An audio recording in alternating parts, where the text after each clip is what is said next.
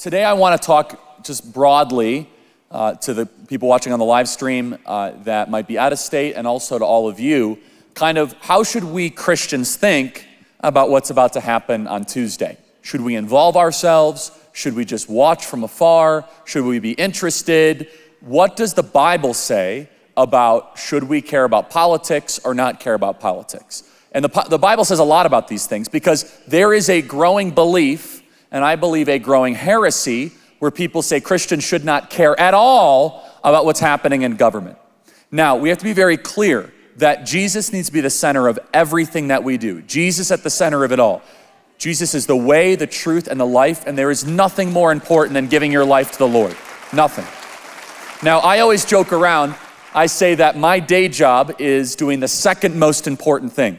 The most important thing is spreading Jesus to people all across the country and the world. I do that as much as I can, but the second thing is making sure we could do the first thing.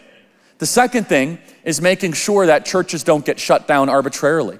The second most important thing is to making sure that we can continue to have church and have Christian schools. And so as we look at what's happening into Tuesday, I want to share a couple scriptures with you. The first of which is Jeremiah 29:7. It says, "Seek the welfare of the nation that you are in, because your welfare is tied to your nation's welfare." Now that word seek could also be an English word of demand or require, or go to your leaders and say you want it a certain way. It's a Hebrew word, I'm gonna butcher the pronunciation of dadrash, meaning that you want to require it for your own well-being. Now that's a very clear teaching. That's the Lord speaking in Jeremiah 29:7, that you should care about what's happening around you. And I think all of us here, and obviously you live here and you know it, New Mexico has some very serious problems right now. I've been coming here for over 10 years, and you could just see it just driving down Route 66, driving down Central. It's not the place it was 10 years ago. I mean, there's always been problems, obviously, but this place is falling apart because the political leaders in the state have allowed it to fall apart for far too long. And we need to have a heart for all people. But when, I'm driving down the street at 8 o'clock in the morning and you see people that are doing hard drugs on the side of the street at 8 a.m. in the open air, you say, that's the downfall of civil society. And we as Christians should care about that. So Jeremiah 29:7 is demand the welfare of the nation that you are in, seek the welfare of the nation that you're in, require the welfare. That should bother us.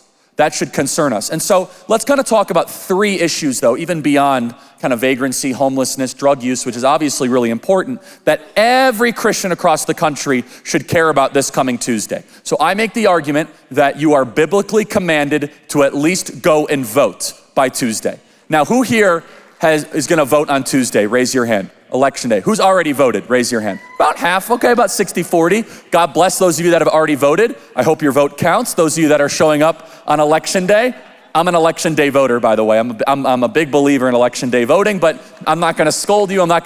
Early voting is great because you got it out of the way. You got it done, right? You don't want the lines, maybe you have a job. I totally respect that. I think voting in person on election day is special. I'm a big election. I know some of you agree. There's something really, really magical about that. But some people say, okay, Charlie, I'm gonna vote. I'm gonna get maybe a friend or two to vote, but how should I vote as a Christian?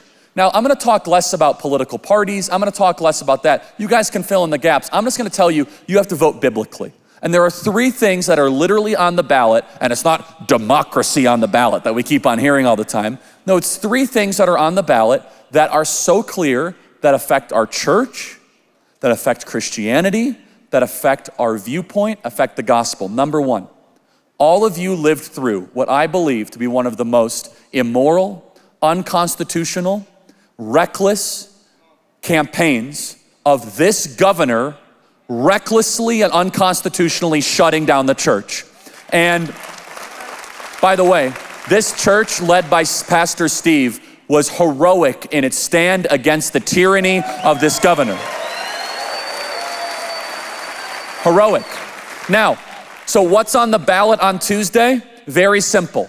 New Mexico can send a message and say, the church is essential. In fact, the church is more essential than strip clubs, liquor stores, Home Depot, weed dispensaries, and abortion clinics. That's on the ballot on Tuesday. It's that simple. You might not have to like every other issue, and we'll talk about well, Charlie, I don't like the candidate because that candidate's not as good of a person as I am. We'll go through that, okay? That is the root of a lot of people's complaints. I'm a good person, the candidate is not, which I always find funny. We're all sinners, okay? We're all so far from God's glory. So we'll talk about that in a second. So number one is the church is essential. And this governor, I mean this with every time, I can't remember her name. It's kind of like a running joke. Because why? She doesn't have a name worth remembering, that's why. Because she has recklessly gone after the church and so arrogantly. And I think, well, I'll get to what I think is gonna happen. But okay, essential church, number one. The church is, and they always say that, separation of church and state. How often have we heard that, right? Okay, that's not in the Constitution. That's not in the Federalist Papers. It's not in the Declaration of Independence. It was a single letter that Thomas Jefferson wrote to the Danbury Baptist Convention, actually guaranteeing the church, that the church would not be persecuted by the government. But let's pretend that was the law of the land, okay? Let's pretend that is actually what stands in our country. Then why is it, if we have separation of church and state, why is it that this governor and the New Mexico government was able to shut down the church? I thought they're supposed to be separate. Oh, wait, hold on. The government can come into the church, but Christians aren't allowed to go into government?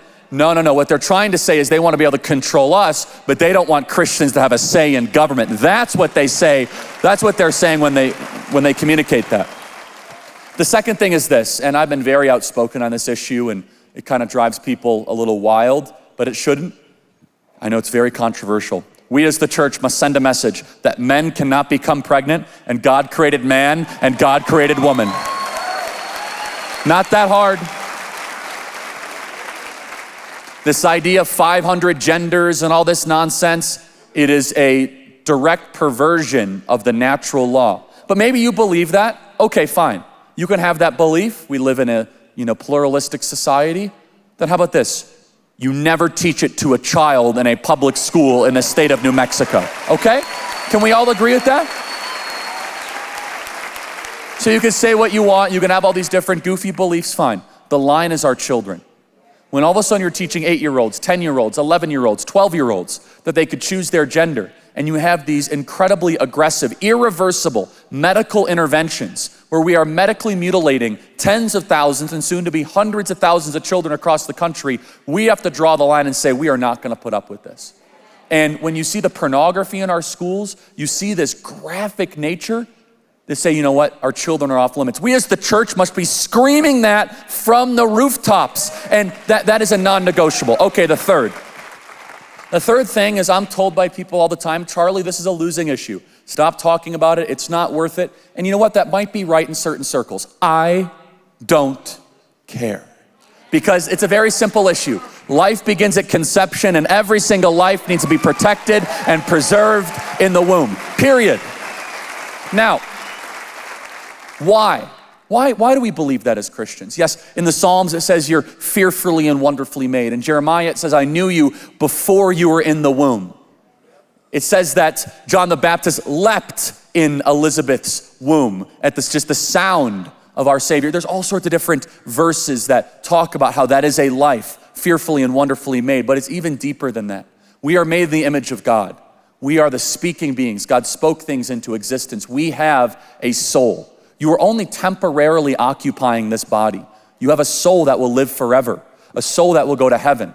Therefore, if you believe human beings have souls, you believe that that human being is worthy of protection. But if you believe a human being is an accident of Darwinian evolution, if you think the human being just kind of randomly came into existence, why wouldn't you be able just to crush 1 million babies a year? It's an inconvenience. But when all of a sudden you look at that as a soul and someone that is equally a human being as you, your own convenience actually isn't as important as their life, as their liberty, as their future, because you're dealing with somebody that has the same type of soul that you have. That's what we mean as human equality, by the way. It's not equal height, equal talent, equal weight, equal wealth, equal riches. No. It's that we're the same type of thing. We're both human beings made in the image of God, and we need equal protection under the law. And right now, I think you can all feel it at times, the spiritual darkness and pressure that plagues this city and this region, because this is the late-term abortion capital of the world. And I think that could be changed. I really do. I think that through a committed church with a vision, without a vision, people perish. We must expose the evil deeds, as it says in Ephesians 5:2.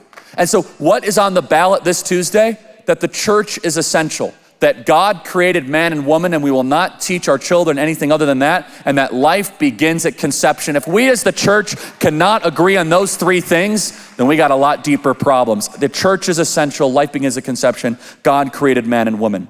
Now we can all agree on that, but I'm sure there's someone in this audience, and I could just see them, they have their arms crossed and they're looking at me and they say, Charlie, what is the point of me voting if my vote is going to be stolen? Okay, be very fairly, I'm gonna be very nice, but this is Pastor Steve's church, so I could be a little bit more forthright. That is the dumbest thing I've heard in quite some time. Okay, let me be very clear. You have a 0% chance of saving the republic by not voting, 0%. I fully acknowledge that your vote might be shredded and teared away, but if you vote, at least you have some chance of it counting. Not voting is basically acknowledging that the enemy has won and that you're not showing up. Now, I hear all the wackiest excuses you could imagine from people, right? Some people say, well, Charlie, I can't show up and vote because I don't have enough time, or I say, hold on a second, not enough time. I just drove by a Starbucks as I came in here into Albuquerque, and I was looking at people that were sitting and waiting 20 minutes for a Frappuccino. And you go to the McDonald's line, they wait 15 minutes to go get diabetes and increase their chance of heart disease. And I think to myself, okay, you can wait very patiently for something that will decrease your life expectancy, but you can't go wait in line, or you can't go vote early for 10 to 20 minutes to go fill out a piece of paper to go save the republic. Yeah, that's a really bad excuse, by the way. That's the worst excuse. Well, I don't have time. By the way, the idea, the narrative, I don't have time, it's not important. That's the enemy. That's the enemy whispering in your ear. Like, oh, go get another cheeseburger. And finally, I'm not against cheeseburgers, I'm very pro-cheeseburger, okay? But I'm more pro-voting than I am cheeseburger. Let's be very clear, okay? By the way, get a cheeseburger after you vote, and that's fine, okay? But the point is this: if every Christian in the state of New Mexico showed up and voted biblically in just a couple hours from now, that governor will be displaced from power overnight. It's that simple. The math is there. Now, we must look at the scriptures, right? James 4:17, for whoever knows the right thing to do and fails to do it, for him it is to sin. That's a very clear teaching. You now know the right thing to do is to go vote. And failing to do that, I believe, is rebelling against God. I'm not asking you to go storm Normandy Beach. I'm not asking you to go pull an all-nighter. Basically, I'm saying is for everyone in the audience is just to show up and fill out a piece of paper, and even better, go bring 3 friends. Go bring 5 friends. Go take out your phone and text 10 people and nag them. Have you voted? Have you voted? Have you voted? Have you voted? Have you voted? Have you voted? Because the only way that you're ever to get this back into alignment is through people showing up. And you know what's so amazing? At times, the most stubborn people when it comes to voting are Christians. It's amazing. Do you know that only half of regular everyday church attending Christians vote in midterm elections? Only half. The secular world is at 56%, so the secular world actually shows up more than Christians. I think part of it, honestly, is because most churches aren't like this church, and they're not being told by their pastor that you gotta go do the thing on election day and you gotta go vote. Because they say, oh, what difference does it make? I could tell you what difference it makes. The difference is having a governor that won't shut you down. The difference is for example, I can tell you, you're about to see a very big difference, because I think Arizona is about to elect Carrie Lake, and I think it's gonna be one of the most amazing things you're gonna see. Makes a big difference. Now, we must understand there's all these different types of ministries out there, right? There's the music ministry, there is cultural impact ministries, there are prison fellowship ministries and drug rehabilitation ministries and men's ministries, and praise God for all of them, right? We are called to be salt and light. As Jesus said, you are the salt of the earth, but if the salt has lost its taste, how shall it be saltiness be restored? How shall its saltiness be restored? It is no longer good for anything except to be thrown out and trampled under people's feet. Jesus continued by saying, you are the light of the world. A city set on a hill cannot be hidden, nor do people light a lamp and put it under a basket, but on a stand, and it gives light to all in the house. In the same way, let your light shine before others so that they may see your good works and give glory to your Father who is in heaven. What do salt and light have in common? They change the environment that they come in contact with. Salt makes something saltier and changes it, makes it more preserved forever. Light excommunicates the darkness, makes it easier for people to flourish. The question is, are we being salt and light? Are we changing the environment that we are put in right now?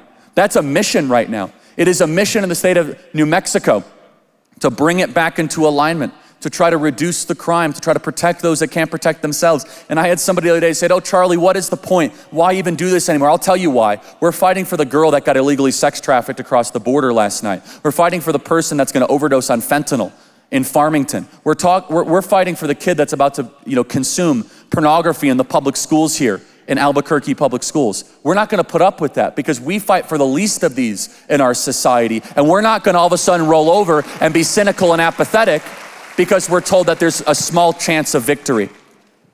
So if you're disheartened, John 16:33, to those who are disheartened by the trouble in the world, we tell them to take heart because Jesus has overcome the world. Now, we as Christians must remember Jesus has won the battle. That should make us go into this with joy and optimism, not with kind of negativity and pessimism. That should make us want to do more for those around us, not less. And this is the cool thing. It's very simple what has to be done in the next couple days. But some people say, Charlie, Jesus wasn't political, okay? Jesus, he never really liked politics. I just do the gospel. I do evangelism.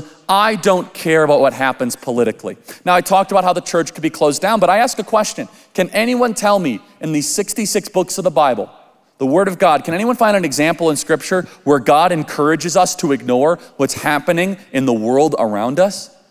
Can anyone find a Scripture where Jesus told us to retreat from the evil? He tells us to lean into it and to be not afraid.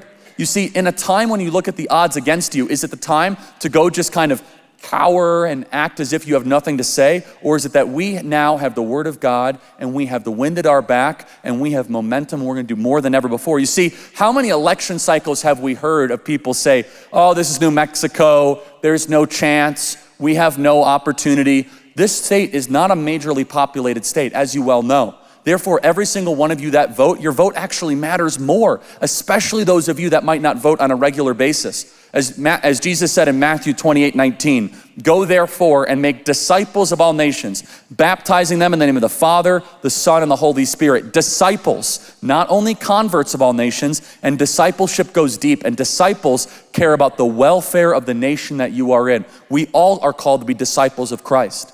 And by the way, I'm not saying politics should be the only thing you care about. My only ask is to make it something important on the list.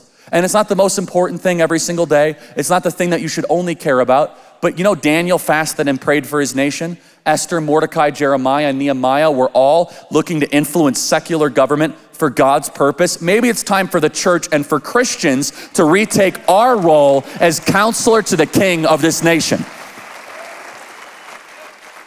Now, some people say, well, Charlie, look, our godless government is so wicked, it's so terrible.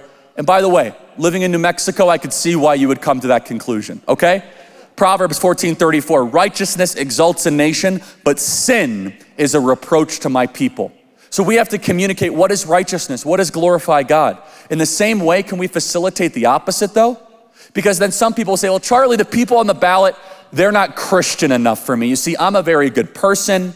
I go to midweek service, I go to Monday morning prayer, I fast and pray for my nation, I tithe, I'm a good person, the person running for office is not. Now, that's a very silly argument, but you know how often I hear that from people? Oh, that candidate isn't Christ-like. Okay, by the way, let's just use an example of a random politician that people don't like, Donald Trump, how about that, okay? So people say, I don't like him, he's not Christ-like, he shatters glass and all this, he's a narcissist, he's an egotist, all this stuff. I've heard it all. I say, okay, well look, you could say all those different things. I'm not saying we should elect him to the elder board of Legacy Church.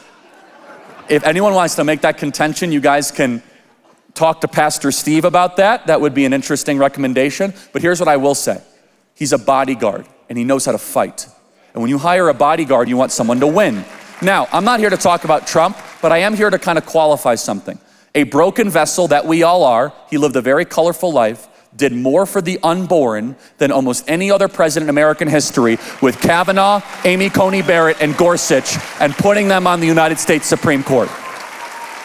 Now, you look throughout the Bible, God used broken vessels for his purpose. Joseph, Job, Samson, Rahab, the Samaritan woman, Noah, Jeremiah, Jacob, David, Jonah, Naomi, Peter, Martha, Zacchaeus, and Paul. All throughout the scriptures are example after example of people that were adulterers, that were prostitutes, people that were tax collectors, people that persecuted Christians. And guess what? God had a plan for them despite their sins. And so they say, well, Charlie, I don't like this candidate. This candidate isn't for me. I say, if God can use Samson, who came upon him in a prostitute's bed and then used the jaw of a donkey to kill 1,000 Philistines to end up in the Hall of Faith in Hebrews, if he can use Paul, who wrote the most of the New Testament, who persecuted Christians, he can use an imperfect vessel to go fight for righteousness, fight for the unborn in government. And that is what we need to look, and that's how we need to look at this. You see, what I'm asking you is to understand the gratitude of the gift we have been given, which is the greatest nation ever to exist in the history of the world. The founding fathers were so clear in the structure and the promise of our government: separation of powers, consent to the governed, independent judiciary. You see, the fact we have an election is an amazing thing. The fact you are a citizen and not a serf, not a slave, the fact that you are, or a subject, the fact that you're a citizen, someone that is a co-owner of your nation, the fact that you are able to actually participate in these elections is something so unique, so beautiful, so unprecedented. And so the question is, do we as Christians care about that? Now, some Christians will say, well, Charlie, Jesus is coming next Thursday, so I don't really care about who's gonna win. And by the way, you might be right. I think Jesus is coming. Whether Jesus is coming soon or coming not so soon is all just kind of our own human interpretation of time, but Jesus will be coming. But the question is that an excuse not to vote? Jesus said the time and the hour is unknown. Are we going to allow our eschatology to all of a sudden be an excuse for us not to trying to better the world around us? No, the opposite. If you think Jesus is coming soon, you should be wanting to do more for his kingdom and actually spread the message more, not less, and be more of salt and light. So let me kind of tie all this together and close this as what I'm seeing in the country. But first, let me make a very shameless plug as a way you guys could support us. I forgot to do this in the first service. If you guys want to get more of our commentary, two things. On Tuesday evening, we are going to be streaming live on our live stream on Rumble, on YouTube. We're going to have tons of followers. If you want very biased election commentary that's going to be cheering for the House and the Senate to be flipped and also that understands the data, I fully acknowledge it'll be very biased, but it'll be true and it'll be fun. Why do I say this? Because you go watch the news, they say, oh, we're unbiased. You're the most biased person ever. I own my bias. I want the people that want to medically mutilate our children to lose terribly on Tuesday, and you should too. So I'm very biased in that way. But I do encourage you guys, if you guys could take out your phone and subscribe to our podcast, it does bless us. I ask every time I come here, some of you guys do it. It really does help us out. It's a QR code. If you don't know what a QR code is, I saw an 8-year-old around here. Or you could just independently open up your podcast app and type in Charlie Kirk Show. It blesses me immensely. Thank you, thank you, thank you. It's a way to us push back against the Silicon Valley censors. And thank you for all of you that listen to our show. We work very, very hard on our show. It really does bless us, so thank you. So let me close with this. And by the way, we've been going nonstop. I've been in like 15 states in the last 7 days. It's been a very long month this week. We were in Florida. We've been all over the place, really going hard, campaigning for candidates with the work that Turning Point Action is doing. But this is actually the last speech I'm giving of the entire cycle, the last one at a church, and I wanted it to be here in New Mexico because I love the underdog. And I think that New Mexico has not received the love you guys deserve, because so many of you guys are fighting so hard. You're fasting and praying, you're organizing your precincts, you're raising money, you're doing the things that are necessary. And kind of the national Republican snobs, as I call them, New Mexico's a waste of time, it's all that. It's like, no, I see how much you guys care about your home. When we have these events together, when you ask the questions and how much you care about your education, you look at the room around you, if every single person here brought 3 friends to the polls on Tuesday, the multiplication effect could just shock the entire world. And so what I am asking here is for every Christian watching at home, for every single person here in this audience, is in this short window to fulfill Jesus' commandment of being salt and light, to change the environment that you are in. Because boy, there would be a lot of changing of this environment that you are in New Mexico, because we've been given this incredible gift of the United States Constitution that was not written for the times, but written to stand the test of time. And we as American citizens, we can make a choice. We can make a choice just to kind of be spectators and sit around. And I know a lot of you here have said, Charlie, I'm tired of hearing this. I've done everything that you've asked me to do. I watched Tucker Carlson. I bought the pillow. I've done everything that you've asked me to do. By the way, promo code Kirk at mypillow.com, just so we're clear, okay? I'm not asking you to storm Normandy Beach. I'm not asking you to go, pull an all-nighter, as I said previously. Instead, it's a call to action on Tuesday. And I'm telling you, I can start to feel the ground rumbling.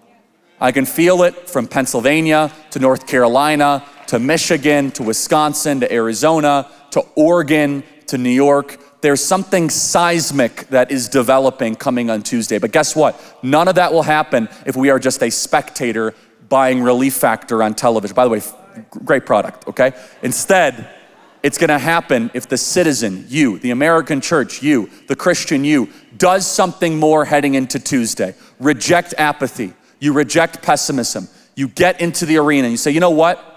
People that came before me sacrificed so much so I can live in a free society. It's not about me. It's about our kids, it's about our grandkids, it's about the gospel. And that is being salt and light to a nation that needs it. Flood the polls on Tuesday. It's your biblical duty to do so. God bless New Mexico, and thank you guys for having me. Thank you so much.